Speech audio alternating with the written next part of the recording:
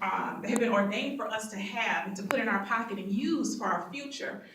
We take things and we just put them away and we don't utilize them. And we wait for someone else to make something happen that we have already been giving the power and the words and the encouragement to make happen. This young man stood on the stage and he gave us great information. Not only did he give us great information, but he gave us details about his own life. So we were able to see that this thing is real because he lived it, right?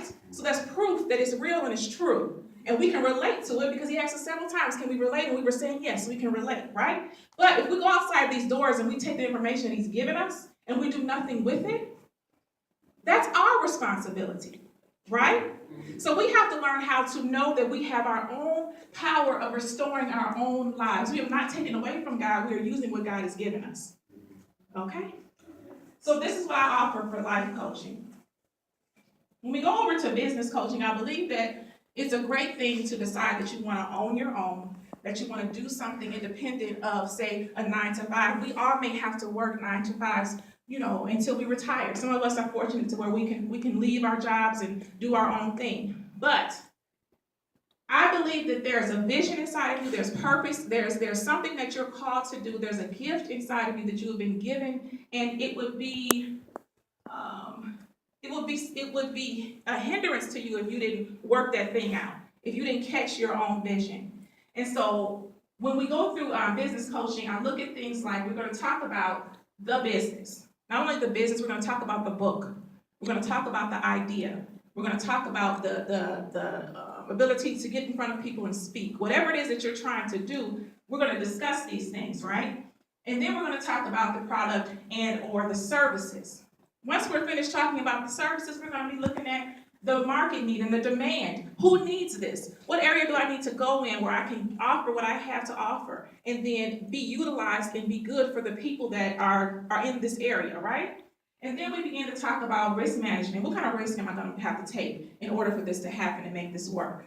Then we'll talk about management and personnel because you need a team. You all need tribes. You need some people around you that are going to help you to develop, to grow from. You grow from them, they grow from you. We were just talking about having mentors and how you may have a mentor. You may be the mentee, then you turn around and you guys become accountable to each other and you grow, and then iron sharpens iron and you begin to continue to grow with each other.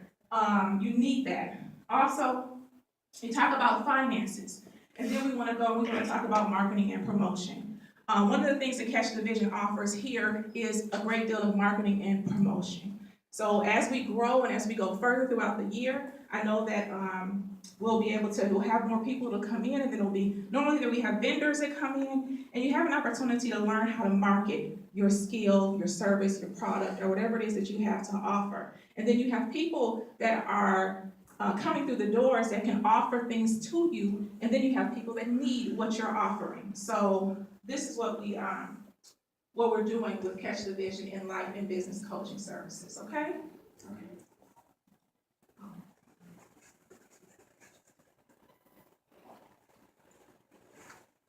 Okay. So today, this particular workshop, we've been doing workshops since, I would say, October of last year. And all of them have been somewhat surrounded around this particular topic. And I think that this is really huge, and it's huge for me because I feel like that it hits home with my life. And because I am a woman of faith, I direct a lot of things that happen. When you read the Bible, you see a lot of men and women in the Bible that have gone through different things, and most of the time God excels them and blesses them and allows them to go forward empty-handed. They don't come in on chariots. They don't come in with everything they need. They come in having to build on something, right? They have a rock in their hand and a slingshot. They have a staff, and that's all they have. And they have to figure out how to work what it is that they have, right? And that gives them the ability to be able to use this and to be able to step out on faith and to be able to believe in themselves enough to do the thing that they know their vision is telling them that they can do, right? If you don't believe in you, nobody else is going to believe in you. If you don't believe in you and what you are called to do, nobody else is going to believe in you. So you're starting off empty-handed because you don't need a crowd of people telling you that you're great in order for you to be great. I think Mr. Cage addressed that. You need to know that you're great before you step out the door, or else I am not going to believe it. I promise you, right? So when we got to a place where we were thinking about what I was going to call this organization that I had in my head that I wanted to form, I thought of Catch the Vision. And then I changed it to Catch Your Vision because now we're incorporated, praise God. So the word catch, when I looked it up in the dictionary, it says to seize or capture, especially after a pursuit, to get and hold something that has been in motion. And I thought about it and I said, yeah.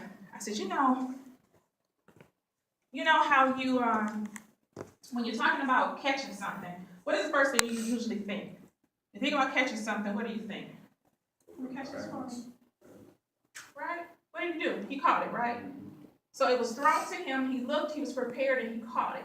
It was thrown to him, he looked, and he was prepared, and he caught it. It was thrown to him, he looked, he was prepared, and he caught it, right? But that's not what you're going to do when you're catching your vision. When you're catching your vision is going to go like this. And what do you have to do? You're going to have to kick off your heels. And you're going to have to get yourself ready. And you're going to have to go after that thing. So when I say catch your vision, I'm saying you need to do whatever it is that you have to do. Because that thing is in motion. Right? It's in motion. How many times have you thought of an idea? Really good idea. And then you turned on the TV on an infomercial. And you saw the very idea that you thought of. When you was talking, you thought of it 2-3 years ago. And then a friend of yours came over and told you somebody else had it going on. You wrote a song. I'm good for that. I wrote a song. I turn on the radio 2 years later, and I hear the same melody. That was my song. You write a story. My daughter's a writer. And we turned on the TV, and the story that she's writing, the storyline was exactly the same on this series that's on. So how many times has this happened where we have a vision and we have something that we want to do, but we see it come to pass because we didn't attack it, because we didn't chase after it, because we didn't catch it. Someone else did. So what does that mean? That means that the vision is in motion. It's going. So you don't have time to waste or be stagnant, be afraid, be hesitant, be fearful of what you have inside of you, doubt. You don't have time to be living in the past and letting that hinder you because it's in motion. And when you don't catch that one, you're going to have to turn around and you're going to have to find another one, right? Okay. Yeah. All right, and so we were talking about vision. I think I like this description because it says being able to see or conceive an idea or hope of how something should be done or how it will be in the future. I like this because it simply says that we're able to conceive an idea with hope for our future. So vision is being able to conceive an idea with hope for my future. I have an idea. When I conceive it, what do you do when you conceive a baby? Push it out. You push it out, and what is present, right? You can hold it in your hand. What was in your body can now be held in your hand, right? So when you think about your vision, you're pushing it, you're conceiving it, you're pushing it out. Now it's here, it's present, it's in my hand, right? And now I have to do what? I gotta have hope in it that it's gonna have a future, right? Is that good? All right. All right, so I wanna ask you, let's think vision, okay? What do you want to be when you grow up? Think about it for a minute, and then tell me. Somebody give me some examples. What do you want to be when you grow up? Debt-free. All right. Debt-free. Orator. You want? Orator. Okay. All right. Philanthropist. All right. So that's good. That's good. So you want to be this when you grow up. Now, we're grown. I'm pretty sure we're over 18, right? So when I asked the question of what you want to be when you grow up, what made you automatically decide to think about your future? Like what? Instead of saying I'm grown, I'm doing what I'm doing. That's not a question for me. That's a question for a 14-year-old. What made you say, I want to do this? That vision is constantly moving. You know, you had a different one when you were 14 or 21 or whatever. But There you go. There you go. it's moving. So there it is. So we're constantly growing, we're constantly maturing, we're constantly growing up. We're constantly growing up. Every day we're learning something new, we're grasping something, and we're constantly being changed. And if you are not being changed and you are not growing and learning something new, panic. Panic and run and figure out what it is that you can do. Because staying stagnant, you die. Your spirit dies. Emotionally, you die. People are depressed, and they deal with depression and heaviness. They deal with abuse and all kinds of other things because they are stagnant and they don't have their own vision. You will never find a successful person that runs some type of business or does something where he's constantly active and networking and in touch with other people. You won't find those people worried about what other people are doing. You're not going to find anybody that is extremely successful in somebody else's business.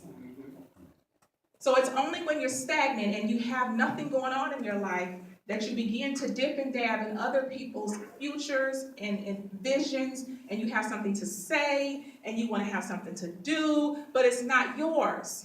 So it's important that we maintain and continue to chase after our vision. And like she said, our vision is ever changing. We're ever growing. We're always deciding to something new that we need to have. Really quickly, I don't know why I've been running into this conversation with people lately. I've been meeting some certain different people, and they have this thing or this motto where they are God. They are creators and they are God. It's a deep conversation. But I get into this conversation with people, and I simply say to them, okay, all of your facts, all the things that you're offering me, okay, I feel like this. If I say that I am God, we both agree that God is perfect, that he's great, that he's everything, right? If I say that I am God, and that means that I am perfect, that I am great, that I am everything. But that means that at that point, I have nowhere else to go. And I am never going to get to a point where I can't grow, because if I say that I can't grow and I can't mature and I can't get to another place, then I really end up stagnant, right? I got a couple more years on this earth. I'm 40 years old. I got a little bit longer to go, right? So all of this time that I'm spending here, I'm thinking that I am the great. So that means that I've arrived. So I shouldn't be here anymore, right?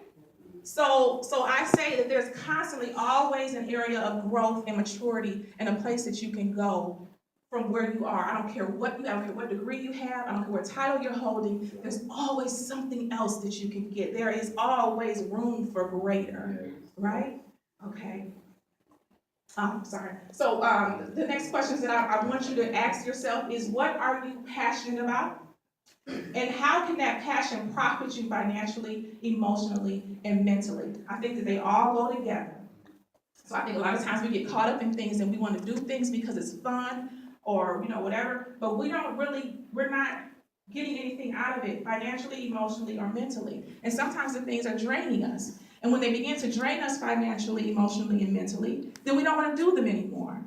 And then it changes from being our passion to being a duty and being something that we don't even like anymore. So we want to balance out and make sure that you're getting a full reward, whatever that reward is for you, for what you're doing. You have to make sure that you have a balance or you won't continue to do that thing. It's just a reality, right?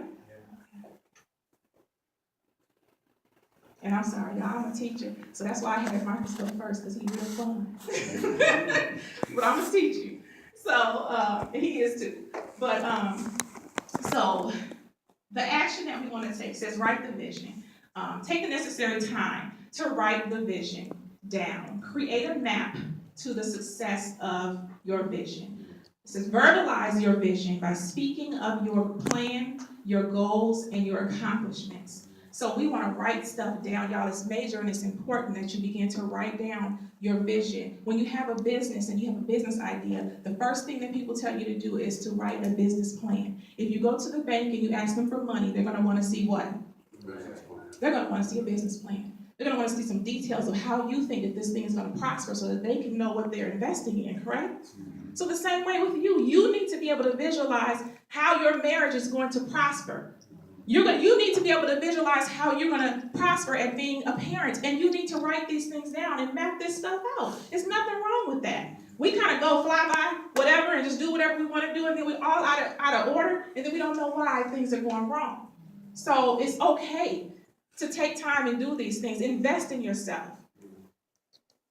Also verbalizing, speaking that thing out, beginning to team up with somebody. Like I said, if you have a team or you have a tribe, you have somebody that you can confide in. You can't tell everybody about your dream. You can't share your vision with everybody.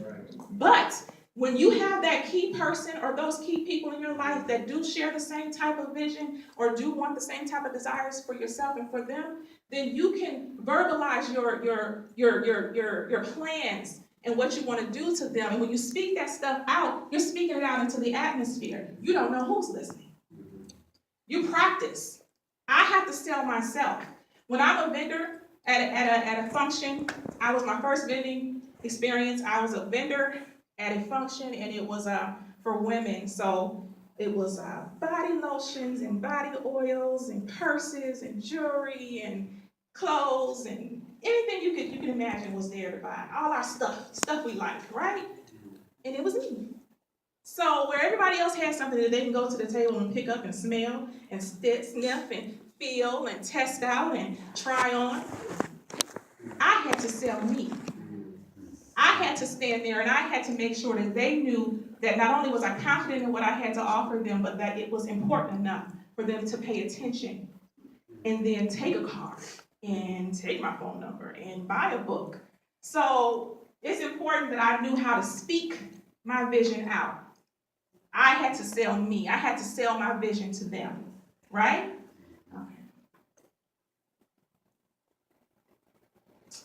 Contrary to social media, I think we deal with this on a regular basis, and I don't really care how old we are because I want my mom to get off of social media. So I know, I don't care how old you are, you get caught up on social media and it's over. So we need to understand that half of the things, 90% of the things that are on social media are not really realistic. Nobody has it all together all the time. Nobody. Every